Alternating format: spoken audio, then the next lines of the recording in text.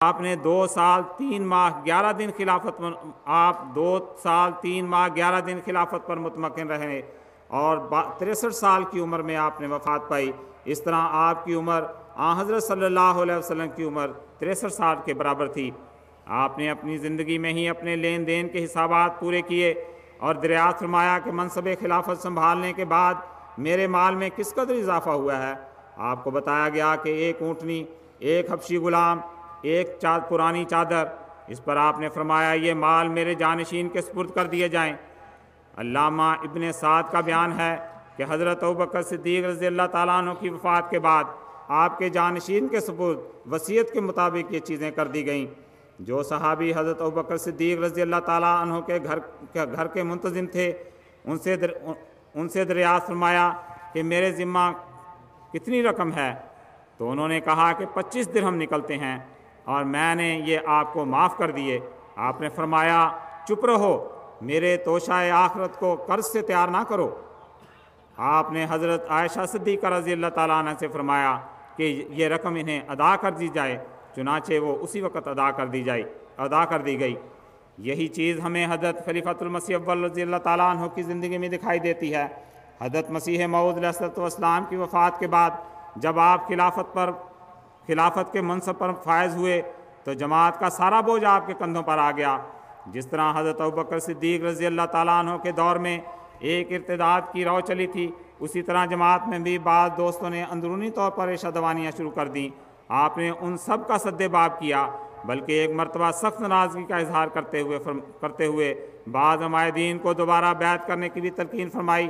آپ نے حضرت ابوبکر صدیق رضی اللہ تعالیٰ عنہ کی طرح اپنا سب کچھ دین کی خاطر قربان کر دیا، جس کا اندازہ اس سے ہو سکتا ہے کہ جب آپ زیادہ بیمار ہوئے تو آپ نے 2 فروری سن 1916 کو ایک وصیت فرمائی۔ آپ نے اس میں فرمایا یہ یاد رکھو، میری اولاد کے لیے زکوٰۃ، صدقہ و خیرات، یتامہ و مساکین کے فنڈ سے روپیہ نہ دینا۔ اللہ تعالیٰ کوئی نہ کوئی سامان پیدا کر دے گا، تم میں سے بہت ہوں گے، ان کو میری تعلیم پہنچا دو۔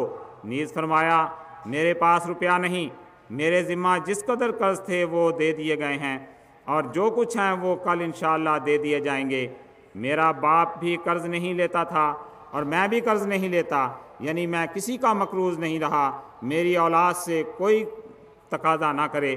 اسی طرح آپ نے اپنی وفات سے قبل جو آخری وصیت فرمائی اس میں آپ نے فرمایا خاکسار بقائم خواش لکھتا ہے لا الہ الا اللہ محمد رسول اللہ۔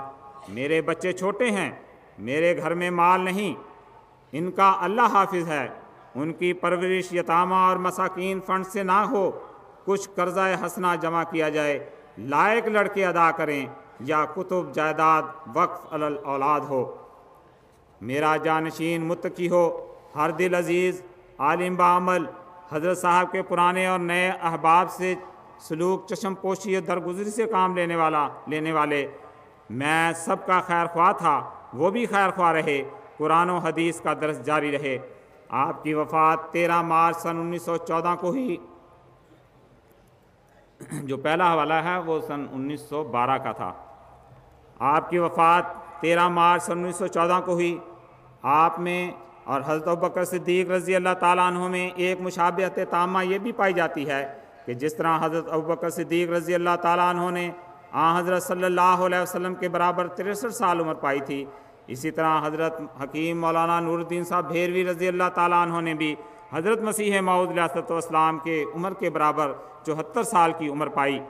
سامعین کرام، یہ وہ لوگ تھے جو قرآن کریم کی اس آیت کی مکمل اور کامل تصویر تھے کہ قُلْ إِنَّ الصَّلَاةِ وَنُسُكِي وَمَحْيَايَ وَمَمَاتِي لِلَّهِ رَبِّ الْعَالَمِينَ، یعنی تو کہہ دے کہ یقیناً میری نماز، میری قربانی، میرا جینا، میرا مرنا سب رب العالمین کے لیے ہے۔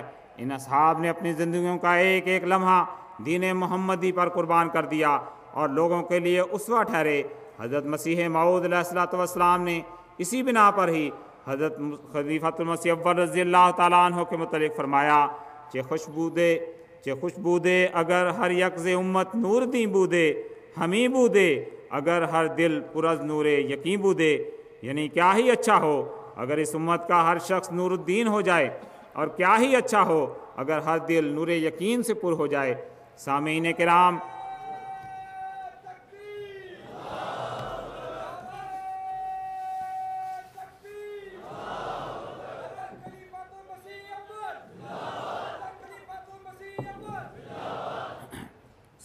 کرام، یہ بزرگ وہ لوگ تھے جن کی سیرت کے ایک ایک پہلو پر نظر کرنے سے ہمیں یہ دکھائی دیتا ہے کہ کس طرح ان لوگوں نے دین اسلام کے لیے قربانیاں پیش کیں۔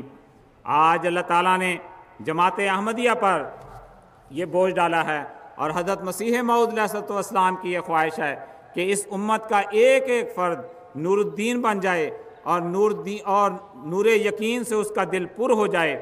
بس آج اگر ہم اپنی اولادوں کو اس بات کی تلقین کریں اور ان کی تربیت اس طرح سے کریں کہ جس طرح اور وہ نمونے ان کو دکھائیں جو نمونے ان صحابہ نے دنیا والوں کے سامنے پیش کیے تھے، اور وہ جذبہ اور وہ جوش اور وہ قربانیوں کے معیار اگر ہم بلند کریں جو ان صحابہ نے معیار بلند کیے تھے، تو یقینی طور پر فتح اسلام جو ہمیں دور دکھائی دیتی ہے وہ ہمارے قریب سے قریب تر ہوتی چلی جائے گی۔ اللہ کرے کہ ہم ان بزرگوں کے نقش قدم پر چلنے والے ہوں اور ان کی صفات کو اپنے اندر داخل کرنے والے ہوں، اور ہم اپنی اولادوں کی ایسی تربیت کرنے والے ہوں کہ ایک نور الدین نہیں، ایک ابو بکر نہیں، 1000 نور الدین اور 1000 ابو بکر ہمیشہ پیدا ہوتے چلے جائیں تا دین اسلام ساری دنیا پر غالب آ جائے۔ وآخر دعوانا الحمدللہ رب العالمین۔